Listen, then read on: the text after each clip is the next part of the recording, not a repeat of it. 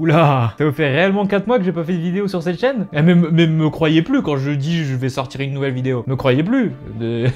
4 mois? Je me serais déjà barré. Enfin bon, au moins tu t'es pas barré, du coup ça veut dire que t'es un vrai et je te remercie énormément. Je suppose que t'es venu parce que tu veux une nouvelle série à te mettre sous la dent et... effectivement, j'en ai une pour toi. Alors déjà, première chose à savoir, j'adore l'univers, je trouve ça fascinant et tellement beau, mais en même temps ça me fait peur parce que je trouve ça tellement gigantesque que ça nous réduit à un état de grain de poussière et ça me fait extrêmement flipper. Mais c'est pas pour autant que parce que j'ai peur de ça que je ne suis pas fasciné par justement les prises de vue qu'on peut en faire par exemple dans un film comme Interstellar que je ne vous présenterai plus de Christopher Nolan, c'est vraiment incroyable. Ou encore dans les séries comme aujourd'hui avec Lost in Space, perdu dans l'espace pour les plus français d'entre vous.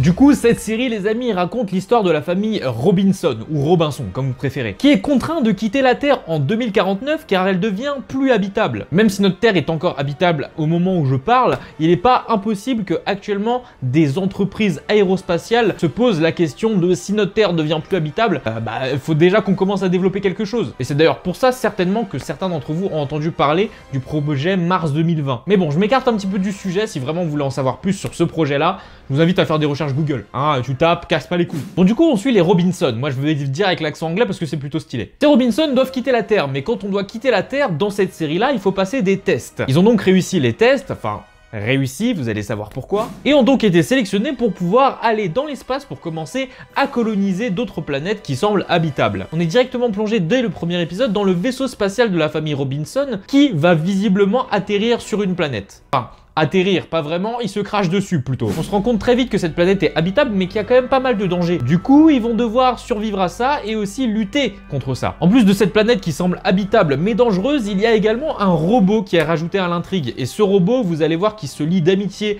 avec l'enfant de la famille Robinson qui s'appelle Will. Et c'est énorme. Enfin, je vous en dis pas plus, de toute façon. Je vous en ai déjà beaucoup trop dit, je pense, en fait.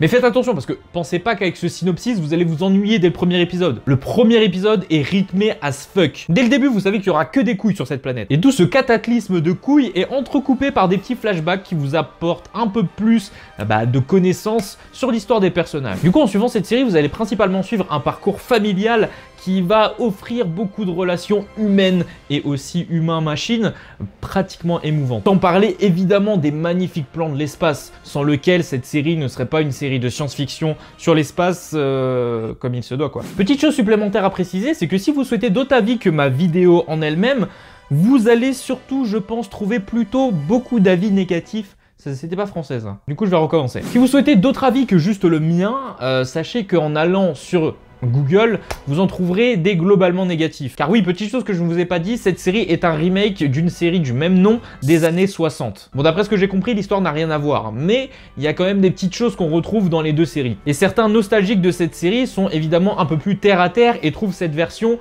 un petit peu enfantisée, j'ai envie de vous dire. Bon, autant vous dire que moi je suis pas du tout de cet avis, je m'en bats les couilles. Hein, le robot, moi il m'a fait kiffer. Et justement, en parlant du robot, c'est personnellement cette relation entre l'enfant et le robot qui m'a captivé et tenu en haleine tout au long de la série. D'ailleurs, je sais pas si je dois préciser, mais j'ai quand même regardé cette série avec un ami. Pour le coup, je sais pas si ça pourrait fausser quelques-uns de mes avis, parce que peut-être que certains points qui sont très négatifs n'ont pas été relevés dû au fait que j'étais avec mon pote et que du coup, on voyait tout de manière giga drôle et giga passionnant. Mais globalement, je m'accorde pour dire que cette série est facilement regardable et ce par n'importe qui. Et aussi, elle est vraiment très belle. Bon, pour les modalités, cette dernière est disponible sur Netflix depuis le 13 avril avec actuellement une saison de 10 épisodes. Chacun des épisodes fait en moyenne 45 minutes. Et une saison 2, visiblement pour le moment, on sait pas trop si elle est vraiment en préparation. Certains articles se planchent à dire que oui, vu que la série connaît quand même un petit succès, mais les acteurs eux-mêmes n'en savent rien. Donc, affaire à suivre. Je suis assez mitigé généralement sur les séries que Netflix met en avant par leur marketing. Car une fois sur deux, c'est de la daube. Dans certaines séries, ils investissent énormément et justement pour avoir un retour sur investissement,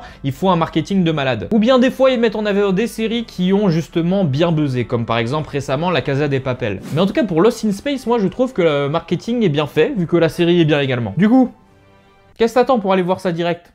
Tout de suite. Merci à vous d'être encore plus de 4500 sur cette chaîne YouTube et de fidèlement regarder les vidéos. J'ai à peu près 2000 personnes d'actives, donc la moitié de la communauté sur cette chaîne qui est active et ça me fait extrêmement plaisir. N'hésitez pas également à me donner votre ressenti sur cette série dans les commentaires une fois que vous l'aurez terminée, c'est important pour moi pour savoir si vraiment ça vous a donné envie de la regarder et ce que vous en avez pensé à la fin. Le petit like est toujours symbolique et fait toujours plaisir par où ça passe, donc n'hésitez surtout pas à en mettre un petit sur la vidéo. Juste ici, à cliquer sur ma petite gueule pour pouvoir vous abonner. Également activer la cloche pour recevoir un maximum les notifications pour les nouvelles vidéos. Et puis pour le coup, moi je vous dis à la prochaine, c'était Mino. Merci à tous d'avoir suivi cette vidéo.